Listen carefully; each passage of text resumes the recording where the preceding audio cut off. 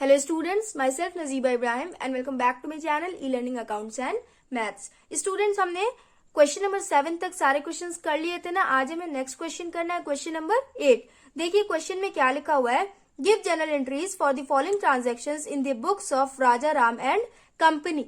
Raja Ram and company के book में, general book में हमें इन सारे ट्रांजेक्शन्स की एंट्री करनी है। ओके, थोड़ा सा डिफरेंट क्वेश्चन है क्योंकि एक ही एंट्री में हमें ट्रेड डिस्काउंट वाली भी एंट्री बनानी है एंड कैश डिस्काउंट वाली भी। तो ध्यान से देखिएगा। 2017 3rd March, bought goods for cash of the list price of 80,000 at 10% trade discount and 1/2% cash discount. क्या लिखा हुआ है, 80,000 का गुड्स परचेज किया गया कैश पे। ओके, कैश पे 80,000 का गुड्स परचेज किया गया, उस पे कंपनी को ट्रेड डिस्काउंट भी मिला है एंड कैश डिस्काउंट भी मिला है। ओके, तो इन दोनों की एंट्री बनाएंगे एक साथ। तो देखिए इजी है, समझ लोगे आप लोग तो इजी लगेगा। सबसे पहले तो हम एंट्री बनाएंगे। परचेज किया गया है ना, डेट क्या हो जाएगा 2017 3rd March। Purchase account debit,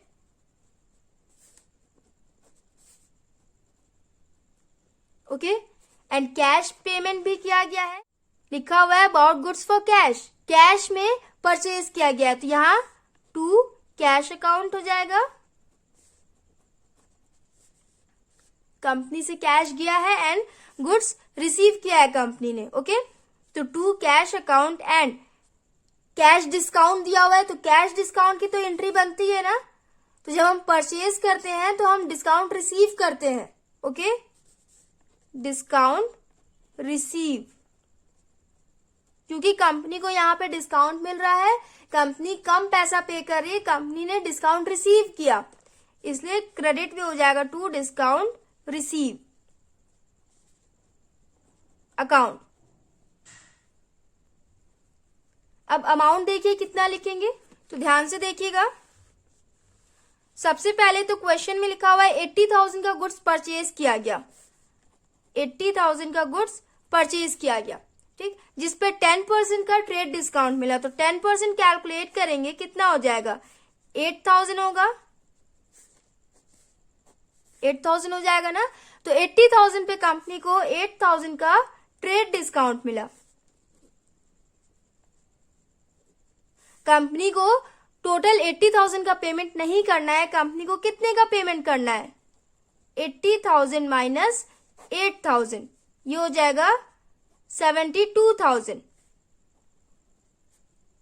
company ने 80,000 का गुड्स परचेज किया जिसपे 8,000 का ट्रेड डिस्काउंट मिला, तो कंपनी को सिर्फ 72,000 का ही पेमेंट करना है। तो ये 72,000 की एंट्री कहाँ जाएगी, परचेज में। ओके, 72,000 का ही पेमेंट कंपनी को करना है।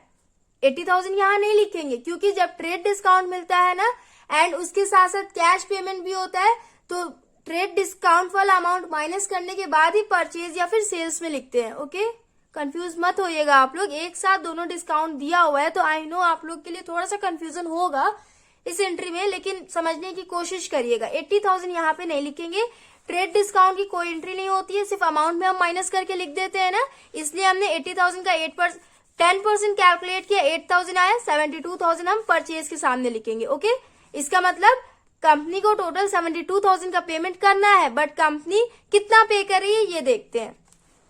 उस पे कंपनी को कैश डिस्काउंट भी मिला, तो देखिए पहले तो डिस्काउंट कितना मिला ये चेक कर लेते हैं। ये दिया हुआ है ना, तो इसे हम कैसे कर सकते हैं,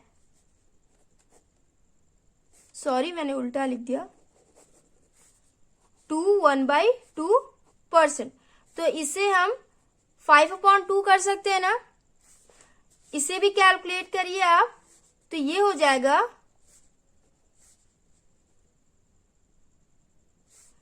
2 1 2, 2 2 4.5, 2.5%, मतलब कंपनी को 2.5% का उस पर कैश डिस्काउंट मिला। समझ में आया, 2.5% का कैश डिस्काउंट मिला।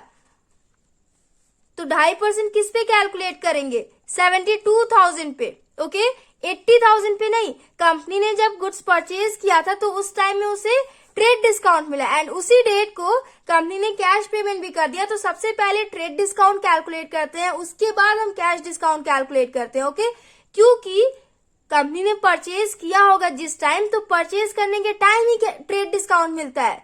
कैश डिस्काउंट तो जब पेमेंट किया जाता है उस टाइम में मिलता है ना, तो पहले ट्रेड डिस्काउंट मिलता है, उसके बाद कैश डिस्काउंट मिलता है। समझ में आई बात? तो पहले हम ट्रेड डिस्काउंट कैलकुलेट करते हैं। ट्रेड डिस्काउंट का जो अमाउंट आया 72,000, इस पे हम 2.5% का कैश डिस्काउंट कैलकुलेट करेंगे। 72,000 इंटू 2.5 अपॉन 100, इससे आप कैलकुलेट करिए, ये हो जाएगा 1800। ठीक, कैलकुलेट करिएगा, 0 से 0 कट जाएगा, 720 इंटू 2.5, ये हो जाएगा 1800।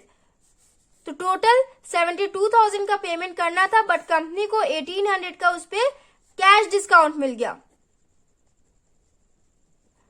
माइनस करेंगे कितना हो जाएगा,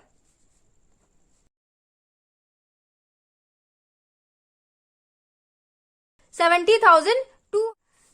कंपनी को सिर्फ 70,200 का ही पेमेंट करना पड़ा। ओके, डिस्काउंट कितने का रिसीव किया कंपनी ने, 1800 का। ओके, तो यहां पे हो जाएगा 1800। कंपनी ने 8,000 का भी डिस्काउंट रिसीव किया है, बट ये ट्रेड डिस्काउंट है ना, तो इसलिए ट्रेड डिस्काउंट की तो एंट्री होती नहीं है। यहाँ डिस्काउंट रिसीव में हम सिर्फ कैश डिस्काउंट वाला अमाउंट लिखेंगे, 1800 को लिखेंगे। ओके, यहाँ पे 1800 आया ना, तो यहाँ पे हम सिर्फ 1800 शो करेंगे। आई होप आप लोगों को ये वाला एंट्री समझ में आया हो। सबसे पहले ट्रेड डिस्काउंट कैलकुलेट करते हैं, उसके बाद जो अमाउंट आता है उस पे हम कैश डिस्काउंट कैलकुलेट करते हैं। नरेशन हो जाएगा, बॉट गुड्स फॉर कैश, आगे लिख लीजिएगा आप लोग, at 10% trade discount and 1/2% cash discount. Okay, first entry हो गई हमारी। सेकेंड एंट्री देख लेते हैं। नेक्स्ट एंट्री देखिए, sold goods for cash for the list price of 1 lakh at 15% trade discount and 3% cash discount. Company ने 5 मार्च को 1 लाख का गुड्स बेचा, जिसपे कंपनी ने 15% का ट्रेड डिस्काउंट दिया एंड 3% का कैश डिस्काउंट भी दिया। ओके, तो चलिए पहले एंट्री बना लेते हैं, उसके बाद क्वेश्चन करेंगे, मतलब अमाउंट लिखेंगे। डेट हो जाएगा 5 मार्च। गुड्स बेचा गया है ना, तो जब गुड्स बेचते हैं तो बदले में कैश आता है। कैश पे गुड्स बेचा गया है तो कंपनी कैश रिसीव करेगी, यहाँ हो जाएगा कैश अकाउंट डेबिट। एंड जब कंपनी गुड्स बेचती है तो कंपनी डिस्काउंट अलाउ करती है, कंपनी कहती है ठीक है आप हमें कम दे दीजिए, तो डिस्काउंट अलाउ की एंट्री डेबिट में होती है। क्यों होती है? क्योंकि ये एक्सपेंस होता है, कंपनी के लिए ये लॉस होता है। Discount allowed account debit to sales. Entry समझ में आई आपको? अब बहुत ही ध्यान से अमाउंट हम देखेंगे।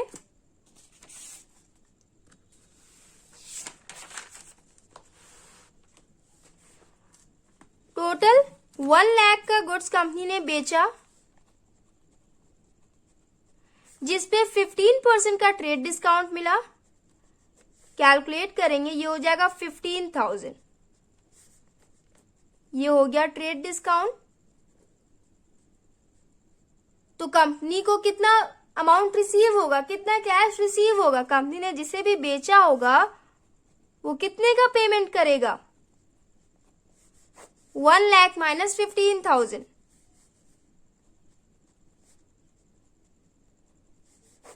85,000। कंपनी 85,000 कैश ही रिसीव करेगी, बट उस पे कंपनी ने कैश डिस्काउंट भी दिया है तो उससे और कम रिसीव होगा। तो मतलब ये 85,000 की एंट्री कहाँ होगी? 85,000 की एंट्री कैश में नहीं होगी, 85,000 की एंट्री सेल्स में होगी। कंपनी ने कितने में बेचा? 1 लाख के माल को कंपनी ने 85,000 में बेचा है। जैसे 3 मार्च को 80,000 वाले गुड्स को कंपनी ने 72,000 में खरीदा था एंड उस पे कंपनी ने 70,200 का ही पेमेंट किया था। वैसे यहाँ पे 1 लाख वाले गुड्स को कंपनी ने 85,000 में बेचा है। अब हमें ये देखना है कि उस पे कितना कैश रिसीव हुआ है। ठीक, तो ये 85,000 की एंट्री कहाँ हो जाएगी, यहाँ हो जाएगी टू सेल्स में। अब कैश डिस्काउंट कैलकुलेट करेंगे। 85,000 इंटू 3/100। मैंने आपको बताया ना, पहले हम ट्रेड डिस्काउंट कैलकुलेट करते हैं, उसका जो अमाउंट आता है उस पे हम कैश डिस्काउंट कैलकुलेट करते हैं। क्योंकि कंपनी ने 85,000 पे ही बेचा है ना, 1 लाख का माल था लेकिन कंपनी ने 85,000 के हिसाब से बेचा है। 85,000 कंपनी ने कहा ठीक है आप 85,000 दे दीजिएगा। अब ये परचेजर की पे डिपेंड करता है कि वो कितना दे रहा है। ठीक, तो 85,000 का हम 3% कैलकुलेट करेंगे, कितना हो जाएगा। परचेजर ने 2,550 का उस पे डिस्काउंट ले लिया, कैश डिस्काउंट। माइनस करेंगे 85,000 माइनस 2,250,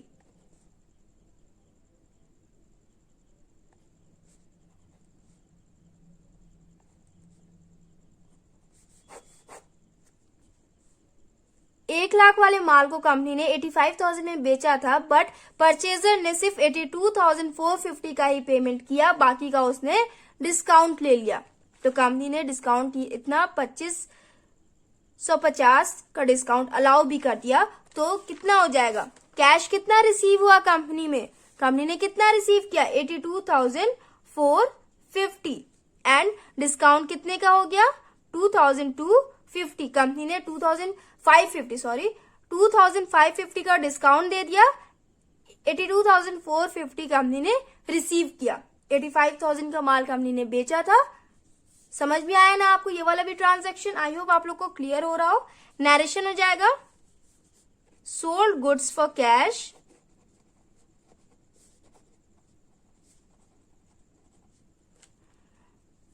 आगे लिख लेना आप लोग at 15% trade discount and 3% cash discount. Okay,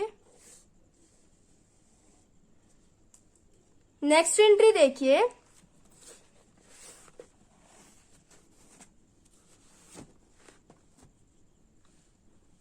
March sold goods to Nagpal of the list price of 50,000 at 20% cash discount, sorry trade discount. यहाँ पे 50,000 का गुड्स बेचा गया है, नागपाल को कंपनी ने 50,000 का गुड्स बेचा है 20% के ट्रेड डिस्काउंट पे। इस क्वेश्चन में कैश डिस्काउंट क्यों नहीं मिला है, कंपनी ने इस पे कैश डिस्काउंट क्यों नहीं दिया है, क्या आप लोग को मालूम है इसका आंसर? जिन्हें मालूम होगा तो बहुत अच्छी बात है, जिन्हें नहीं मालूम होगा वो समझ ले। कंपनी ने नागपाल को 50,000 का माल बेचा है, तो नागपाल ने अभी तक कैश पेमेंट नहीं किया है। तो जब नागपाल कैश पेमेंट करेगा उस टाइम में उसे कैश डिस्काउंट दिया जाएगा। अभी 6 मार्च को उसने उधार पे 50,000 का माल खरीदा है। कंपनी ने 6 मार्च को नागपाल को उधार पे माल बेचा है। ठीक, तो इसीलिए इस पे सिर्फ ट्रेड डिस्काउंट लगा है। कैश डिस्काउंट जब नागपाल पेमेंट करेगा तब उसे कैश डिस्काउंट दिया जाएगा। समझ में आया question? Sold goods to Nagpal of the list price of 50,000 at 20% trade discount. Nagpal को कंपनी ने गुड्स बेचा 50,000 का, जिसपे 20% का ट्रेड डिस्काउंट लगा है। इजी है क्वेश्चन ना। एंट्री क्या हो जाएगी इसकी, डेट हो जाएगा 6 मार्च। नागपाल को बेचा गया है एंड उसने अभी तक कैश पेमेंट नहीं किया है, तो यहाँ पे क्या हो जाएगा, नाम हो जाएगा Nagpal debit to sales account. Amount कितना हो जाएगा, तो 50,000 का 20% कैलकुलेट करेंगे। 50,000 इंटू 20/100, 10,000 10,000 50,000 वाले माल पे कंपनी ने 10,000 का ट्रेड डिस्काउंट दिया है। ओके, तो नागपाल को कितने का पेमेंट करना है? सिर्फ 40,000 का। नागपाल ने 50,000 का माल खरीदा था, बट कंपनी ने उस पे 10,000 का ट्रेड डिस्काउंट दे दिया, तो जब वो कैश पेमेंट करेगा तो सिर्फ 40,000 पे करना है उसे। समझ में आया? नरेशन हो जाएगा sold goods to Nagpal.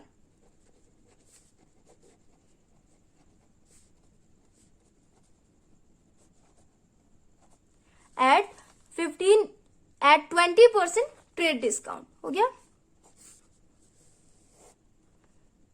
Next entry देखिए, March Nagpal return 1/4 of the above goods. 6 March को कंपनी ने नागपाल को जो गुड्स बेचा था, 8 मार्च को नागपाल ने उसमें से 1/4 गुड्स वापस कर दिया। तो इसकी एंट्री क्या होगी? देखिए, पहले एंट्री बना लेते हैं, उसके बाद अमाउंट लिखेंगे। 8 मार्च नागपाल ने रिटर्न किया है, कंपनी ने सेल किया था ना, तो सेल्स रिटर्न हो रहा है। यहाँ पे सेल्स रिटर्न की एंट्री डेबिट में हो जाती है, sales return account debit to Nagpal giver कहलाएगा। अब अमाउंट कितना लिखेंगे स्टूडेंट्स? तो आपको मैं ये रिटर्न वाले इस क्वेश्चन में रिटर्न में जो भी अमाउंट लिखा जाता है उसको 2 मेथड से मैं एक्सप्लेन करूंगी, तो आपको और अच्छे से समझ में आ जाएगा। ये ट्रेड डिस्काउंट वाले पे आप शायद कंफ्यूज हो रहे होगे कि रिटर्न जो भी किया जा रहा है उस पे अमाउंट कितना होगा। देखिए, सबसे पहले तो फर्स्ट मेथड मैं आपको एक्सप्लेन कर रही हूं। फर्स्ट मेथड, कितने का गुड्स बेचा गया था? 50,000 का। उसमें से 1/4 गुड्स रिटर्न किया गया है। 50,000 में से 1/4 गुड्स रिटर्न किया गया, ये हो जाएगा 12,500। 12,500 का गुड्स वापस किया गया है, कंपनी को वापस कर दिया गया है। तो पहले तो हम ये कैलकुलेट करेंगे कि इस 12,500 पे कितना ट्रेड डिस्काउंट कंपनी ने लगाया होगा, क्योंकि 50,000 पे ट्रेड डिस्काउंट लगा था ना। 50,000 का गुड्स कंपनी ने बेचा था, बट उस पे सिर्फ 40,000 ही कंपनी रिसीव करती। नागपाल जब भी पेमेंट करेगा वो सिर्फ 40,000 का ही पेमेंट करेगा। तो हमें ये कैलकुलेट करना है कि इस 12,500 पे कितना पेमेंट करना था। तो 12,500 का हम ट्रेड डिस्काउंट कितना मिला था? 20% कैलकुलेट करेंगे।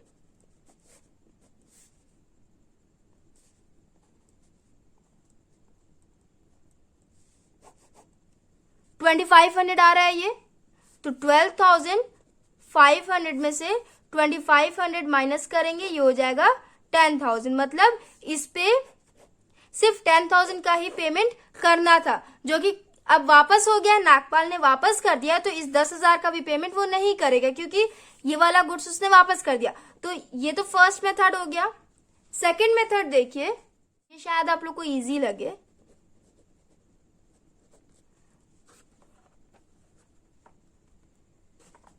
ये तो क्वेश्चन में लिखा हुआ है कि 50,000 वाले गुड्स में से 1/4 नागपाल ने रिटर्न कर दिया।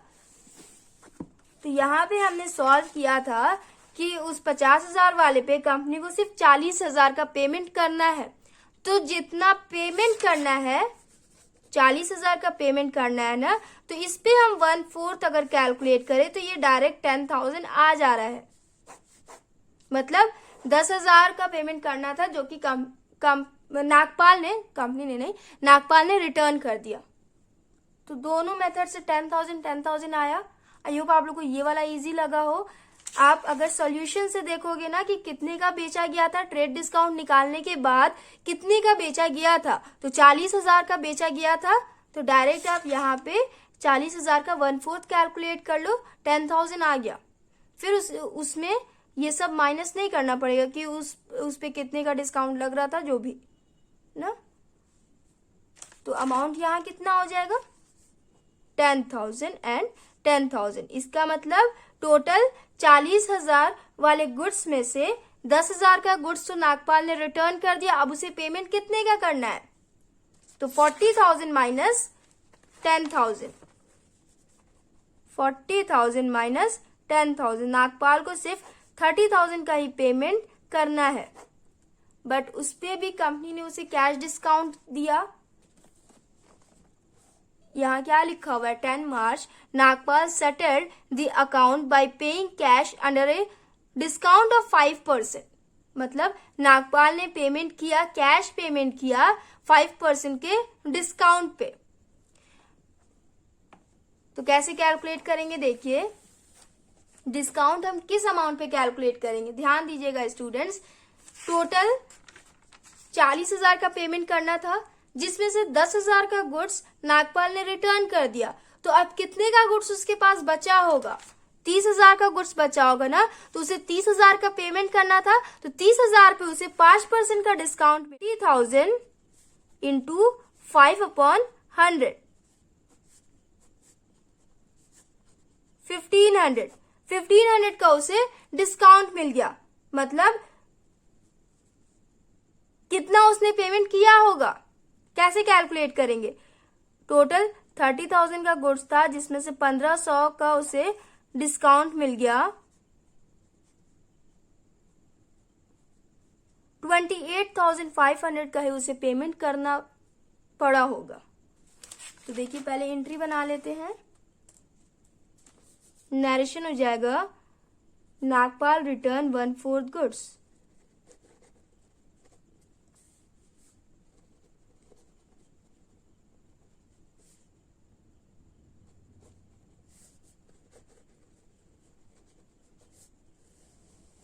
एंट्री 10 मार्च नागपाल ने पेमेंट किया है, कंपनी ने कैश रिसीव किया है। तो यहां हो जाएगा cash account debit, discount allow. Company ने नागपाल को अलाउ किया है, okay. Discount allowed account debit to, किसने पेमेंट किया है, नागपाल ने। तो यहां गिवर में हो जाएगा नागपाल। अब अमाउंट कितना लिखेंगे, तो टोटल कितने का पेमेंट करना था, 30,000 का। 40,000 में से 10,000 वाले गुड्स को उसने रिटर्न कर दिया, तो 30,000 का उसे पेमेंट करना था। बट उसने कितने का पेमेंट किया, उसने सिर्फ 28,500 का ही पेमेंट किया, क्योंकि 1500 का उसे डिस्काउंट मिल गया, 5% का डिस्काउंट बन रहा था यहाँ पे। तो यहां हो जाएगा 28,500। डिस्काउंट अमाउंट कितना आया था, 1500 हो गया। एंट्री बनी हमारी। अब देखिए नरेशन हो जाएगा पेड कैश बाय नागपाल। आगे लिख लो at 5% cash discount, okay. So students question number 8 हमने कंप्लीट कर लिया, आंसर मैच कर लेंगे। Cash discount on 3 March 1800, 3 March को कैश डिस्काउंट कितना आया है, 1800 हमारा भी आया है। 5 मार्च को 2550 आया है, 2550 हमारा भी आया है। एंड 10 मार्च को 1500 आया है ना कैश डिस्काउंट, तो 10 मार्च को हमारा भी 1500 आया है कैश डिस्काउंट। एंड उसके बाद आप लोग टोटल भी कर लो। टोटल कितना हो जाएगा, 72,000 plus 82,450 plus 2,550 plus 40,000 plus 10,000 plus 28,500 plus 1,500। Total हो जाएगा 2,37,000। इस साइड भी टोटल कर लीजिए आप लोग, 70,200, 1,800 प्लस 85,000 प्लस 40,000 प्लस 10,000 प्लस 30,000, ये भी हो जाएगा 2,37,000। सो स्टूडेंट्स क्वेश्चन नंबर 8 हमने कंप्लीट कर लिया। नेक्स्ट वीडियो में हम नेक्स्ट क्वेश्चन करेंगे। So if you like my video then please like share comment and do subscribe my channel. Thanks for watching.